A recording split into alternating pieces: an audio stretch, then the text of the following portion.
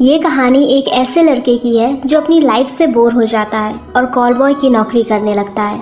तो अब आगे इसके साथ क्या क्या होता है ये हम आज की मूवी कॉल बॉय में देखेंगे। तो कहानी की शुरुआत में हमें रियो नाम के एक लड़के को दिखाया जाता है जो कि एक बार में काम करता है ताकि वो अपनी यूनिवर्सिटी की फ़ी को पे कर सके। लेकिन अपनी लाइफ के डेली रूटीन से अब वो काफ़ी थक चुका था और वो अपनी लाइफ से बोर भी होने लगा था।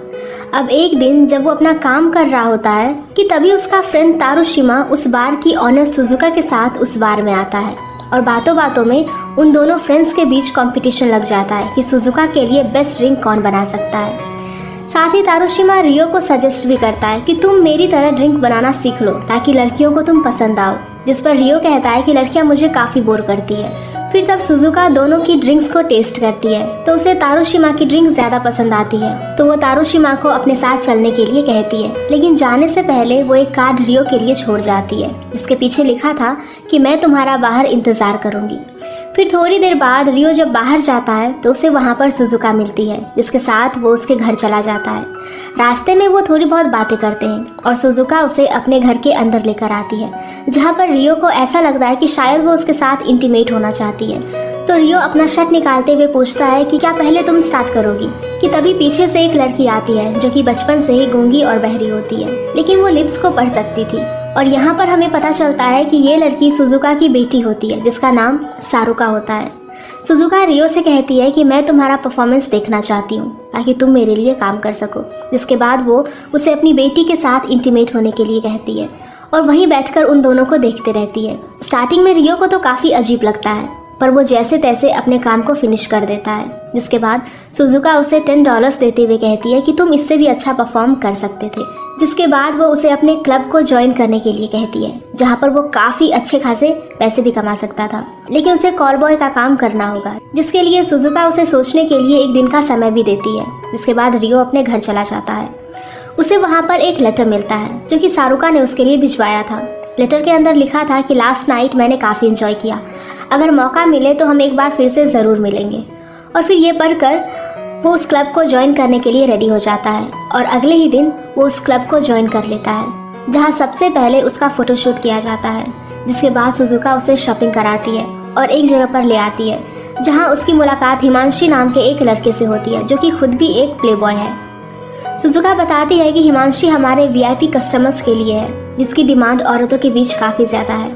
जिसके बाद सुजुका उन दोनों को एक दूसरे से इंट्रोड्यूस कराती है और हिमांशी कहता है कि पता नहीं लेकिन मुझे ऐसा लगता है कि ये लड़का मुझसे भी काफ़ी आगे तक जाएगा।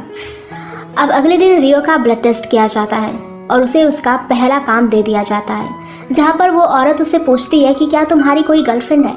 साथ ही वो ये भी पूछती है कि अपने से ज़्यादा उम्र की औरतों के साथ तुम्हें कैसा लगता है। तो रियो कहता है कि मैं जब उनसे प्यार करता हूँ तो मैं उनके सामने खुद को एक बच्चा समझता हूँ।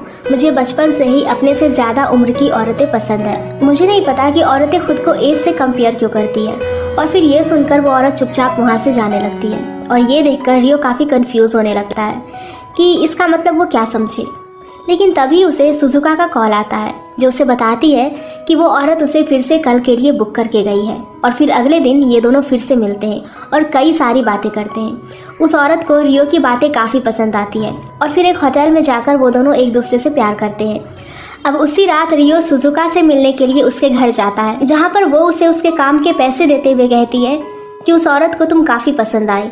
और यहाँ वो रियो को और 2 काम भी देती है और पूछती है कि तुम्हें कैसा लगा, जिस पर रियो कहता है कि मुझे औरतों को जानने का मौका मिल रहा है। फिर अगले दिन रियो फिर से एक औरत से मिलता है जो उम्र में उससे काफ़ी बड़ी थी। उसे रियो की मासूमियत काफ़ी पसंद आती है। रियो औरत की फीलिंग्स और इमोशन को समझने लगा था, जिससे इम्प्रेस होकर वो औरत उससे अपने घर लेकर आती है जहाँ पर वो खूब सारी बातें करते हैं, जिस चक्कर में वो औरत उसके साथ इंटीमेट भी नहीं होती। अब अगले दिन सुजुका रियो के साथ डिनर पर जाती है जहाँ साथ में उसकी बेटी सारुका भी होती है। सुजुका रियो को बताती है कि उसके क्लाइंट्स ने बताया कि जब वो तुम्हारे साथ होती है तो वो अपने एज डिफरेंसेस को भूल जाती है। उसे ऐसा लगता ही नहीं है कि वो किसी छोटे लड़के के साथ है। इस पर रियो कहता है कि जब मैं 10 साल का था तभी उसकी माँ 37 साल की थी और तभी उनकी मौत भी हो गई, जिसका जिम्मेदार रियो खुद को ही मानता है।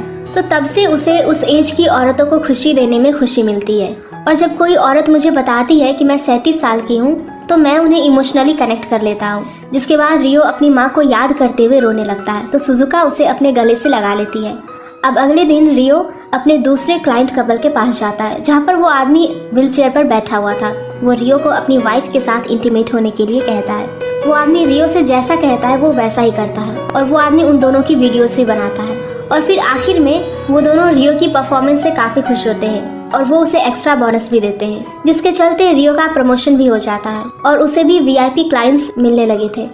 अब एक दिन रियो जब बार में होता है तो उसकी फ्रेंड मेगुमी उससे मिलने आती है जो उसे कॉलेज में नोट्स दिया करती थी। उसे इस बात का पता चल चुका था कि रियो कॉल बॉय की जॉब करने लगा है, जिससे वो उसके ऊपर काफ़ी गुस्सा होती है कि वो इस गलत काम में कैसे चला गया। वो उसे समझाने की काफ़ी कोशिश करती है पर वो उसकी एक भी नहीं सुनता, जिसके बाद वो वहाँ से चली जाती है।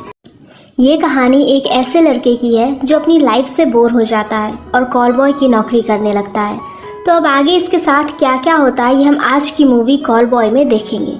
तो कहानी की शुरुआत में हमें रियो नाम के एक लड़के को दिखाया जाता है जो कि एक बार में काम करता है ताकि वो अपनी यूनिवर्सिटी की फ़ी को पे कर सके। लेकिन अपनी लाइफ के डेली रूटीन से अब वो काफ़ी थक चुका था और वो अपनी लाइफ से बोर भी होने लगा था। अब एक दिन जब वो अपना काम कर रहा होता है कि तभी उसका फ्रेंड तारुशिमा उस बार की ऑनर सुजुका के साथ उस बार में आता है और बातों बातों में उन दोनों फ्रेंड्स के बीच कंपटीशन लग जाता है कि सुजुका के लिए बेस्ट ड्रिंक कौन बना सकता है।